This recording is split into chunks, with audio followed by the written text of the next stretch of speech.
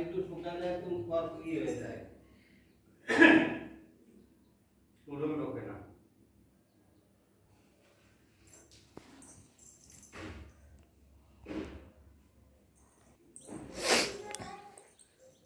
7টা বাজে, মেয়ের tiffin ready. মেয়ে স্নান করে বেরোলো বাথরুম থেকে। আর হচ্ছে ভাত করেছি, আলু ভেজেছি, ডিমের পোচ করলাম, এটা দিয়ে খাইয়ে দেবো আর পাস্তাটা টিফিনে দিয়ে দেবো। তো চলো ওকে রেডি ফেডি করে দিই, তারপর আসছি।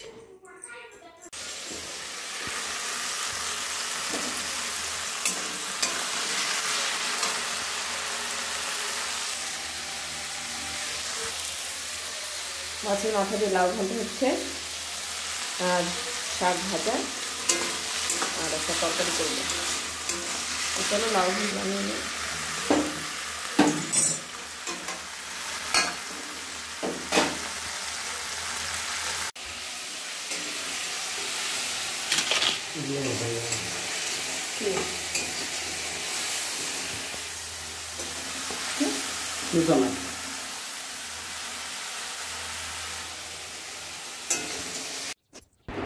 তো দেখো এদিকে রান্নাবান্নাটা আগে কমপ্লিট করে নিলাম। রান্নাটা কমপ্লিট করলে পারে তাহলে আর একটা ঝামেলা থাকে না।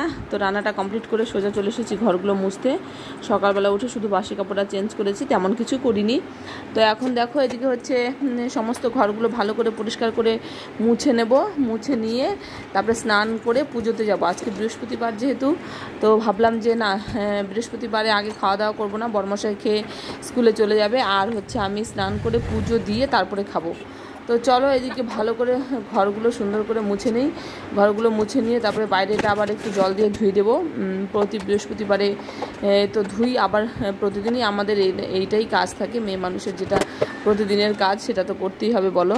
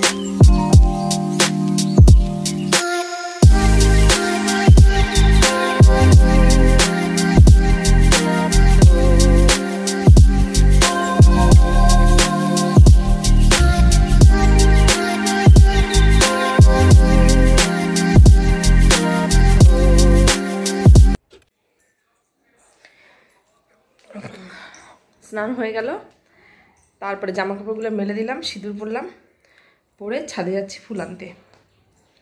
চলো।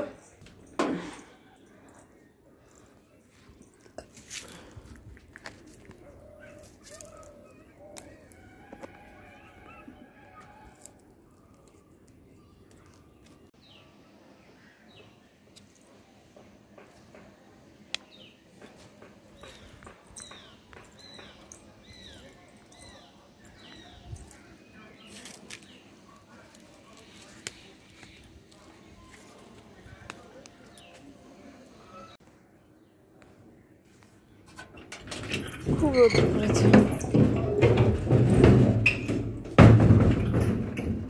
প্রচণ্ড রৌদ্র, ছাদে টেকা যাচ্ছে না 1 মিনিটও। ফুল তুললাম। চলো, থালা বাসনগুলো আগে মেজে রেখেছি, এখন পুজোটা দেব। আর গরমটাও পড়েছে প্রচুর।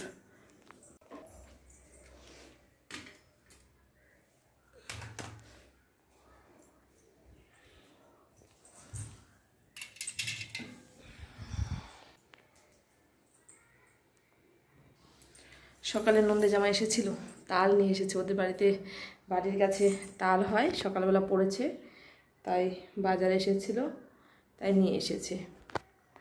তো দেখি তালটার কি গতি করা যায়।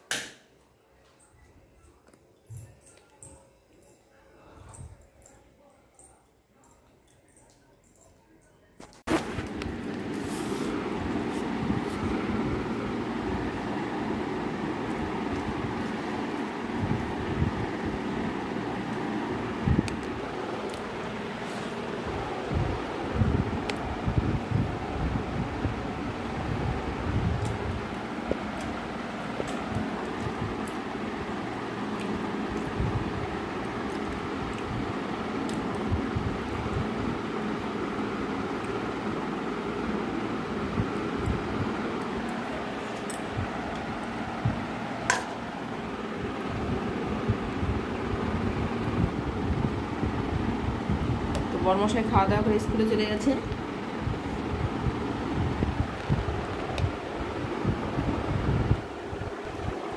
আমি বসে পড়লাম খেতে। চলো খাওয়া দাওয়া করে তারপর আসি। শুভ সন্ধ্যা। সন্ধ্যা প্রদীপ লাগিয়ে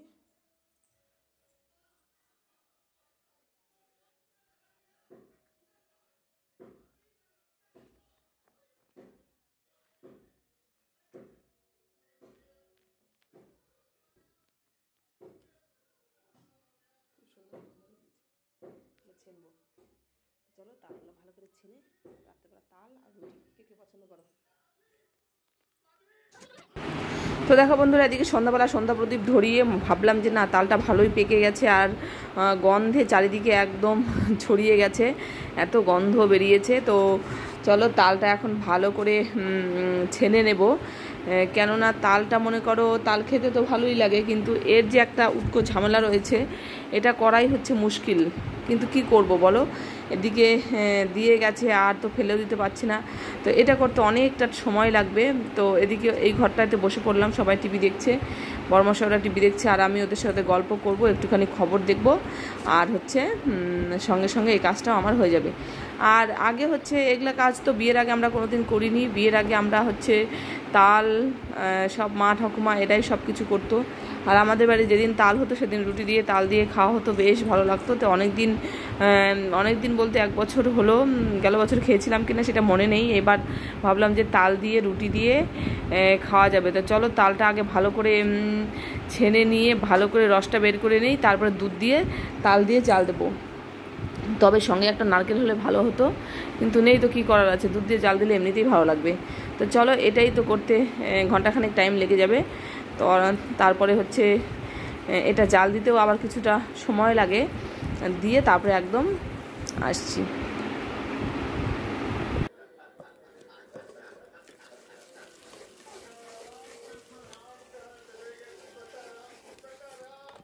তো অনেকটা টাইম লেগে গেল, তালটা ছেনে ভালো করে রান্না করে রেখে আসলাম। তারপরে একটু টি টাইম চা খেয়ে তারপরে সঙ্গে লেগে পড়বো আবার জাল দেওয়ার কাজে। তো চলে এসেছি জাল দেওয়ার জন্য তাল, একদম আগে ভালো করে জাল দিয়ে নিয়ে পরে দুধটা দিয়ে দেব। অনেকটাই দুধ আছে, চলো সঙ্গে থাকো। কষ্ট করলে হবে কি, খেতে হবে।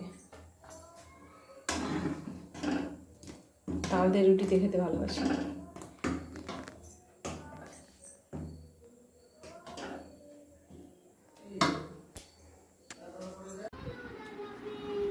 খুব সুন্দর লাগছে।